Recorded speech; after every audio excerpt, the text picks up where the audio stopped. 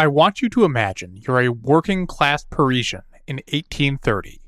It's a Monday, but you have the day off work, a rare holiday. So you've gone off with your friends to celebrate the way working-class Parisians often did, guzzling cheap booze in cafes and bars just outside the city limits, where alcohol wasn't subject to Paris taxes. But it's hard to relax on this particular afternoon, Monday, July 26, 1830, because a burly man covered in ink stains keeps yelling at you. At the whole cafe, really. He's ranting about politics, something the king just did, and is trying to get everyone in the cafe to care about some new ordinances. But you're a working man. You don't have nearly enough money to vote, so you let the print shop worker rant. You don't care. It doesn't affect you. Your apathy will last less than 24 hours.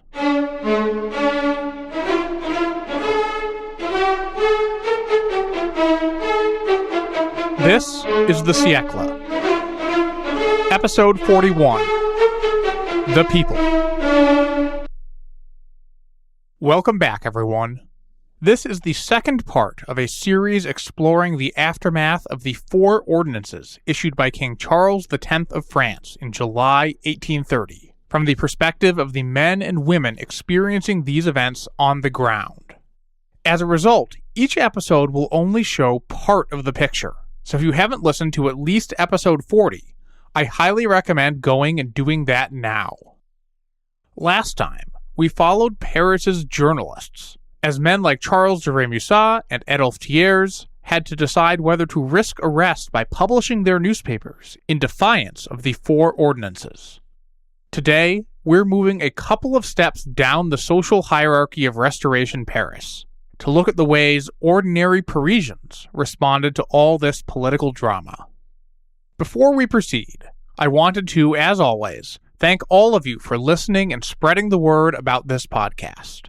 Thank you especially to my supporters on Patreon, including new backer Alex G. All Patreon supporters paying as little as $1 per month get access to an ad-free feed of the show. Additionally, the Siècle is a proud member of the Evergreen Podcast Network. I also wanted to let you know of a cool event coming up next weekend. I'll be presenting at Barricades, a fan-run convention about Les Miserables. It's taking place online from July 12th to 14th, 2024. If you're listening to this episode live, you can go to barricadescon.com to register. I'll be talking on Friday, July 12th, about the police regime of the Bourbon Restoration, including the truth behind Jean Valjean's infamous Yellow Passport. I'll put a link in the show notes, or you can find a link in this episode's transcript, online at thesiecle.com/episode 41. Finally, before we dive in, I wanted to specifically credit the work of historian David Pinkney, without whom this episode couldn't exist. Not only is Pinkney perhaps the preeminent recent historian of the events we're covering now, he specifically conducted groundbreaking work to understand the role of ordinary people in them. Alright, let's pick things back up. As my story from the cold open made clear, most Parisians did not make a big deal about the 4 ordinances when they were published on Monday, July 26th. This was true among rich people like the hesitant deputies we encountered last week, and it was even more true of poorer Parisians, who weren't rich enough to have formal political rights. The big exception were the workers for Paris's many printing presses. There were perhaps 5,000 print shop workers in Paris in July 1830, and they were absolutely impacted by the 4 ordinances. The first ordinance threatened to shut down most of Paris's newspapers that these men earned a living printing. So many printers spent Monday trying to rile up their working-class comrades to join them in a sort of general strike. But as my story suggested, they initially had limited success. It's not that Parisian workers didn't care about politics. Many of them did, despite being disenfranchised. But the struggle for print shop workers wasn't persuading their comrades that the 4 ordinances were bad. It was persuading them the ordinances were bad, and that they should take personal risks to oppose them right now. In many ways, that's the same struggle we saw last time among Paris's journalists. And just like among the journalists, Many of Paris's workers stayed on the sidelines as July 26th turned into July 27th. Many, but not all. The printers were riled up, of course, and other Parisians took opportunities they got to show their displeasure. We already saw one such incident when police showed up at the Palais Royal to shut down a reading room on Monday evening. The reading room's aristocratic owner defied the police and got backup from the nearby crowd. That same template played out Tuesday afternoon. You had a group of police setting out to enforce the 4 ordinances, in this case, trying to shut down the printing press of one of the dissident newspapers. You had a member of the elite taking a stand. The paper's editor barred the door and took up a post in front of it, where he loudly accused the police of being a squad of burglars there to take his property. And you had ordinary people rallying to defend this rich elite. A growing crowd heckled the police trying to get into the barricaded newspaper, and when the police brought in locksmiths to force the door, the crowd bullied the locksmiths into refusing to work. In these instances, we see a crowd that was reactive, responding to both aggressive policing and to incitements by people of a higher social class. But as Monday rolled into Tuesday, Paris also started to see incidents where proactive groups of Parisians started confrontations themselves. For example, after the confrontation in the Palais Royal Monday night, the crowds didn't disperse. Forced out of the Palais Royal by police reinforcements, groups of angry Parisians began marching through the streets, smashing streetlights. One group encountered a carriage belonging to Charles's unpopular prime minister, Jules de Polignac, and greeted it by hurling rocks and cries of "Down with the ministers" at it. Its windows smashed, the driver whipped the horses as the carriage raced through an angry mob to safety at the foreign ministry. Unrest had turned into a riot. That might seem like a big deal, but Polignac wasn't too concerned. Neither was his passenger in his carriage, the naval minister de Haussay, who was actually struck by a rock thrown by a rioter. The two men waited half an hour for the crowd to move on, then went back into the streets on foot to inspect a nearby police garrison. By our standards, Restoration France was a fairly violent place. Street violence was more talked about than done, but it was common enough to be considered as a sort of omnipresent social reality, rather than always being worthy of note. Rival gangs of young men brawled in the street. So did members of competing workmen's associations. These fights often involved not merely fists, but weapons, which circulated widely in Paris. Weekends, festivals, and holidays not irregularly saw mass street violence, most especially during the collective outburst that was Carnival, when a great deal of violence was tolerated, even expected. Violence broke out in rural areas and urban areas alike, often street brawls between residents of neighboring communities. In Paris, fights broke out in theaters, including an 1817 brawl that broke out while the prime minister and police minister watched from their boxes. Unsatisfied with that fight, both sides wandered the streets of Paris the next day, wearing ribbons and flowers to declare their allegiances and assaulting members of the other faction. Part of the job of a Paris police commissioner was to distinguish between habitual, almost permissible disorder and a commotion that overstepped the boundaries. At first glance, the disturbances of Monday evening seemed closer to the former. A mere riot, people letting off steam, and that meant it could be dealt with by the forces on hand. Paris in 1830 had several different agencies charged with keeping order and enforcing the laws. But there were fewer police than you might be thinking. Paris had 48 appointed police commissioners, one for each neighborhood of the city. There were also 21 peace officers, a separate organization whose jurisdiction overlapped with the police commissioners. Both police commissioners and peace officers were assisted on patrols by small squads of police inspectors, who numbered about 150 in total. If you're doing the math, that's a little over 200 men for a Paris that had somewhere over 750,000 residents. That might seem small. By contrast, the U.S. city of Seattle in 2022 had around 750,000 people with around 940 sworn officers. But these 200-plus men weren't alone. Paris had a moderate military garrison, and the king had a heavily armed royal guard for his personal protection. Paris also had the gendarmes, a squad of 1,500 military policemen who were generally experienced former soldiers. Around 600 of these gendarmes were mounted, and the rest on foot. The gendarmes operated patrols throughout the city and assisted the civilian police officers with their missions. An English visitor in 1828 described the Paris gendarmes as the finest, best appointed, and most soldier-like set of men I have ever seen, but also noted their inadequacy. They make the rounds in bodies of 4 or 5 and upwards, a consequence of which is that you may walk around the streets of Paris a whole night without meeting any of them, so that a man may be assassinated 20 times over without obtaining the slightest assistance from these redoubtable gendarmerie. In general, the gendarmes had a reputation as arrogant, aggressive, and brutal, though many Parisians did not hesitate to seek out the gendarmes when in need. It was these 1,500 gendarmes who would be given the principal task of restoring order to Paris's streets on Tuesday, July 27th. On Monday, only a handful of Parisians took any action at all in reaction to the 4 ordinances, and Tuesday started out looking like it might unfold the same way. To be sure, the streets of central Paris were full of people, but that wasn't unusual. Paris in 1830 was a city of predominantly apartments with no air conditioning in the middle of July. At 9 a.m. on July 27th, it was 24.7 degrees Celsius in Paris, or 76 degrees Fahrenheit. By noon, this had risen to 27 degrees Celsius, or 81 Fahrenheit. Rather than stay cooped up in stifling apartments, Parisians who didn't have other places to be often congregated outdoors in central Paris's many cafes, gardens, and public squares. And they did so on July 27, 1830.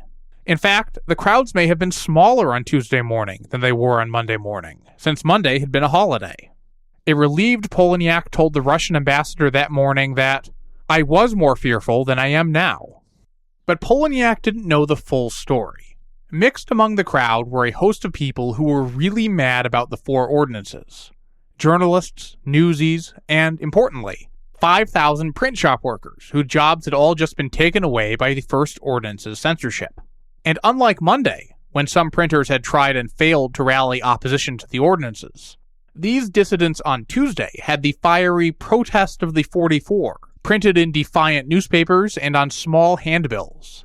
This document, written by Adolphe Thiers, was a short and punchy denunciation of the ordinances that explained why they were bad and called on Parisians to take action.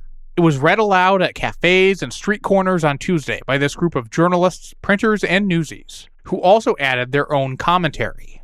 We don't know exactly what any of this extra commentary said, but the net effect was both to raise people's ire and to help focus that anger on a particular set of political grievances. Into this volatile situation, around midday, came reports of raids by the Paris police on opposition newspapers. I already talked about these confrontations, which ended without violence, but news of these police actions transformed the crowds in central Paris. Suddenly, chants of "down with the ministers" started to be reported, as did graffiti attacking Charles X. Alarmed, many merchants started closing up their shops for protection. Meanwhile, bands of printers were reported actively assaulting gendarmes, such as a group around noon who provoked a squad of mounted gendarmes into charging up a narrow street, where they were assaulted by stones and flower pots. Another group was spotted ambushing a squad of cavalry with a flurry of hurled rocks. Sensing the mood turning, the Paris police at 1 p.m. sent in a squad of gendarmes to clear one major gathering place, the gardens of the Palais Royal. The expelled Parisians relocated to a nearby square, where more shops closed their shutters. At 3 p.m., a squad of gendarmes was ordered to clear the square, and did so by charging on horseback with drawn swords. In response, protesters hurled rocks at the horsemen, but withdrew to the edges of the square. A regiment of royal guards then moved in, armed with muskets, to occupy the square and keep the crowd back. What happened next was perhaps the pivotal turning point in this entire affair, and we know very little about who did what or why. What appears to be the case is that the protesters, pushed back to the edges of the square, taunted the royal guards and pelted them with rocks. Eventually, around 4 p.m., some of the soldiers snapped and opened fire on the crowd with their guns. These first shots may have been fired without orders, but now there were dead bodies on the ground, and everything changed. Whether or not his soldiers had fired without orders, the commander of the Royal Guard Regiment now ordered a general advance. They moved into a nearby street and unleashed a mass volley of gunfire on the crowd.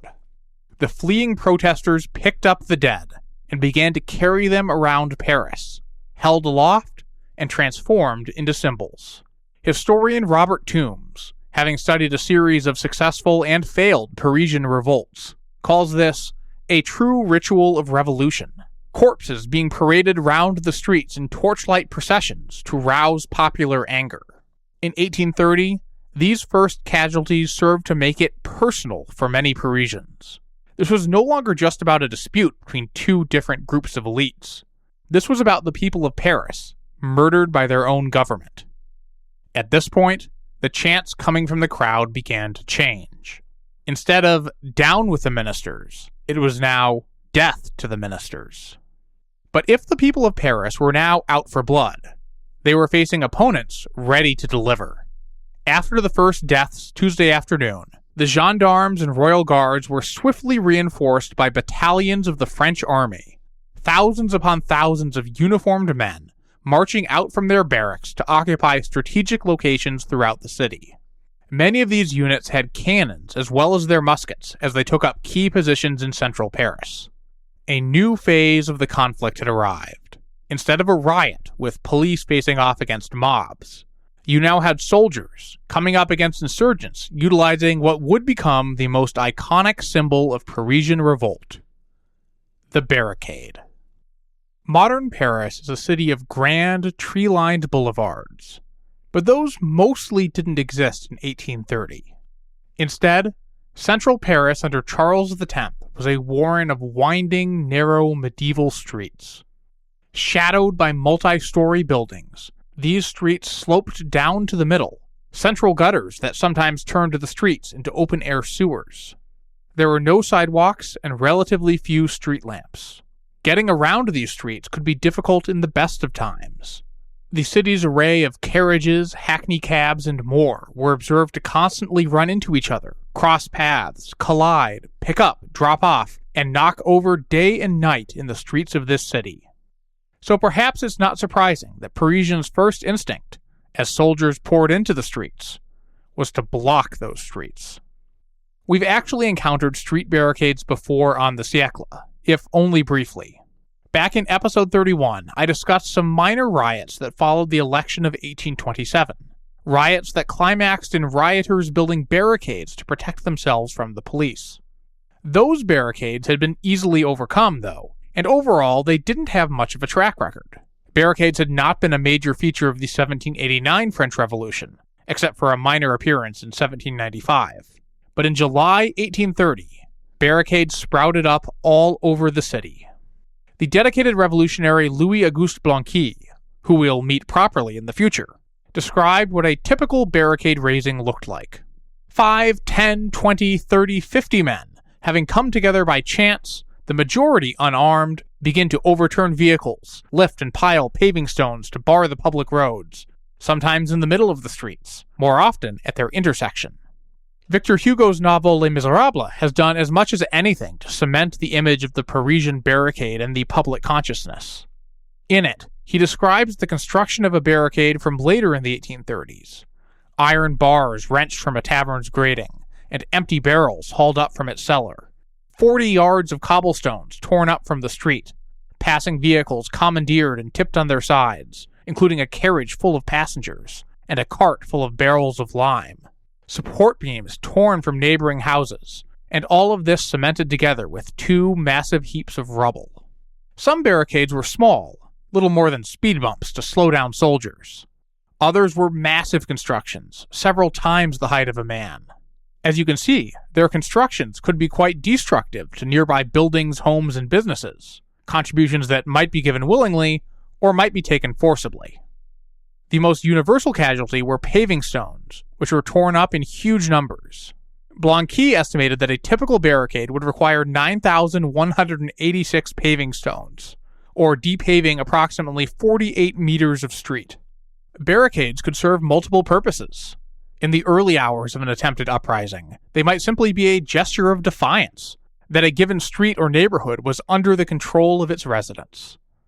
A few barricades were miniature fortresses, solidly built as fighting platforms to repel determined assaults. Many were intended more as obstacles, to slow troops down while insurgents attacked them from surrounding buildings. One royal guard in 1830 described his experience trying to clear a street. "When we meet a crowd, they run as fast as their legs can carry them. Every door opens. In an instant, everyone disappears. Impossible to deal a single blow of a lance. Meanwhile, gunshots, bricks, paving stones fall like hail from every window, without us even being able to see who is throwing them."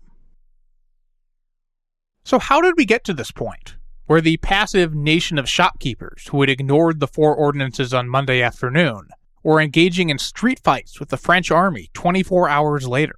As the immortal Ron Burgundy might say, that escalated quickly. This is a complicated question with no one single answer, but a good place to begin is looking at who exactly the people in the Paris streets in late July 1830 were. That is actually an easier question than you might expect. We have fairly detailed records of everyone killed in these events, and after the fact, there were investigations that turned up more participants. And both the casualties and the investigations tell the same story. The rioters turned rebels of July 1830 were mostly adult men employed as skilled workers, such as carpenters, masons, and, yes, printers. Only a few were women or children. Less than 20% were laborers or servants, and only around 5% worked white-collar jobs or owned businesses. Nearly 3/4 of the dead were skilled laborers. So any images you might have of a mob composed of beggars or street urchins are largely wrong. Likewise, this was largely not a bourgeois affair. As Pinckney dryly notes, the middle and upper bourgeoisie were either immune to bullets or absent from the firing line. Many of them were in the prime of their lives. Of the dead and wounded with recorded ages, 54% were between 20 and 35 years old. Less than 5% were old enough to have any significant interaction with the 1789 revolution. More than half were old enough to have served in Napoleon's armies, and many had. Later investigations identified former officers or rank-and-file soldiers who took significant parts in the street fighting, often providing leadership to bands of workers without military experience. For example, one Alfred Minoret was an active-duty sergeant who was in Paris on leave. Despite his oaths to the crown, Minoret sided against the government when the fighting broke out, and he was noted for commanding a squad of workers, teaching them how to hold up under fire. Other observers also noted plenty of former soldiers, such as a doctor reporting that 2/3 of those he treated for injuries during the fighting were veterans. That still leaves open the question of why so many people chose the risky path of physical confrontation with first the police and then the army. There are some groups for whom this answer is easy, especially the printers, who were fighting for their livelihoods. But what drove locksmiths, cabinet makers, and tailors to man the barricades? One answer we have to consider is economic motivation. As I covered in episode 35, France was in the middle of a serious economic recession in 1830. Work had been scarce and food expensive. And as I covered then, this misery had driven many people to participate in protests and riots over issues such as the price of bread. There is no doubt that some of the combatants took to the streets to protest their economic misery rather than the 4 ordinances. One army officer reported telling a crowd of Parisians to disperse, and being answered by a woman who said she could not be calm when one lacked money to buy bread. The officer gave her 5 francs, and she promptly began shouting, "Long live the king." After the fact, the government compiled reports on 1,142 individuals who participated in the fighting. Only 7 mentioned economic reasons. Another possible motivation isn't related to any beliefs at all. The question of what makes peaceful crowds turn violent has been subject to extensive research over the years, in topics ranging from political demonstrations to soccer riots. One current theory says the key factor isn't primarily about the crowd at all, but rather the police. As scholars Clifford Stott and Steve Riker summarize it, crowds ordinarily have lots of people with different beliefs and identities.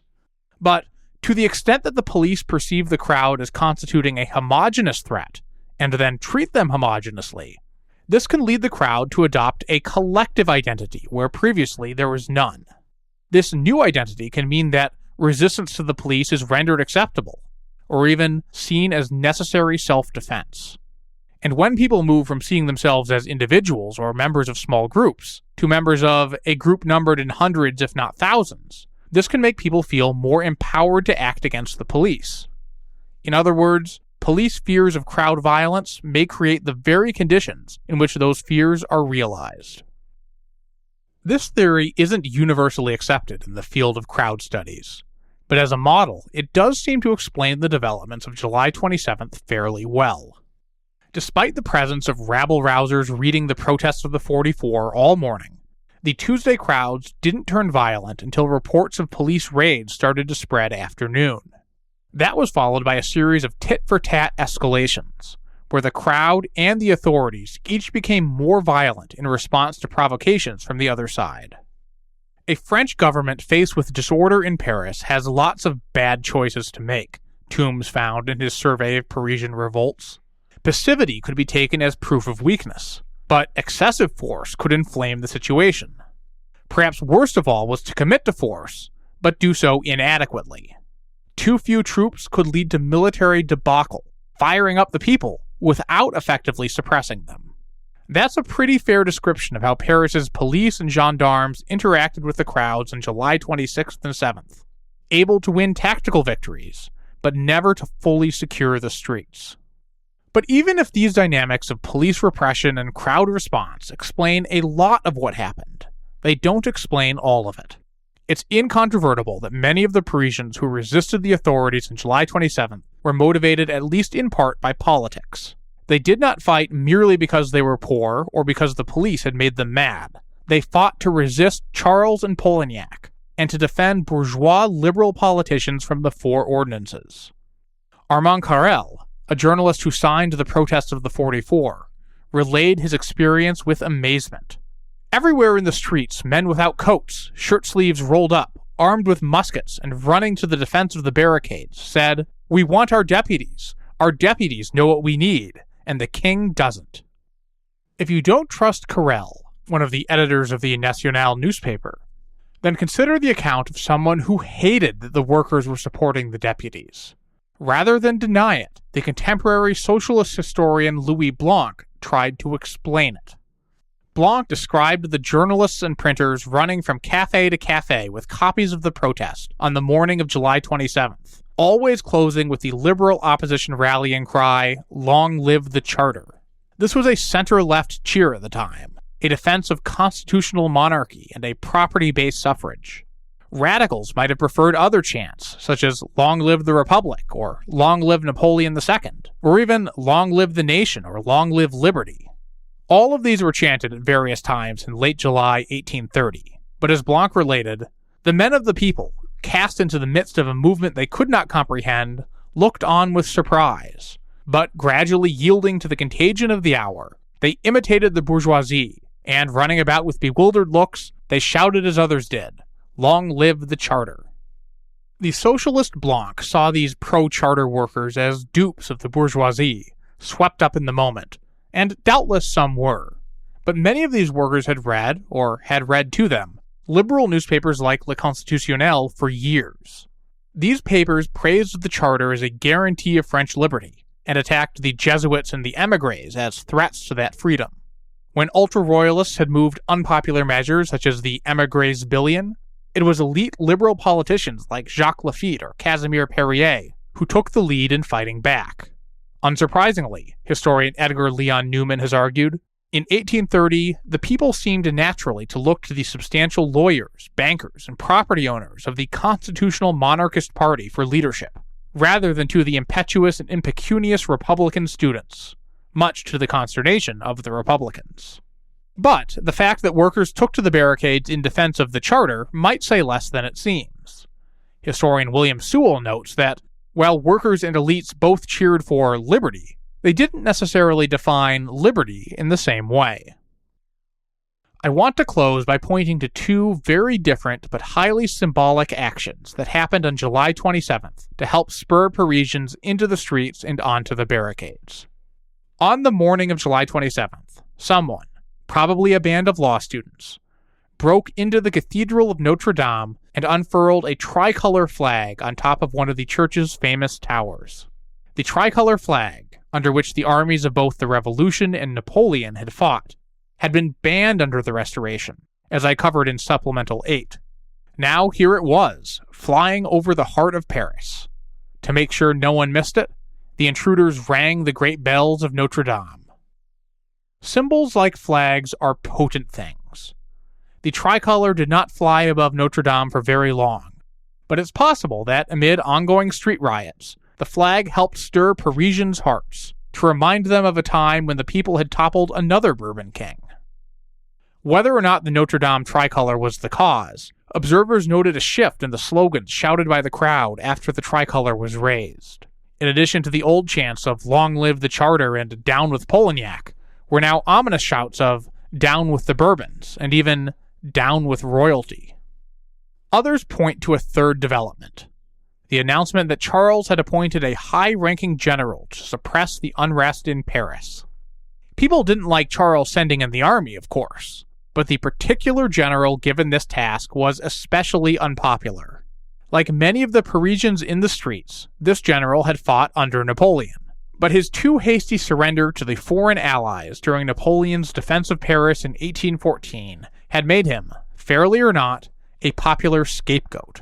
Next week, we're going to follow this general as he brings this very complicated history to his unpleasant task of suppressing the uprising. Join me next time for episode 42, Marmont.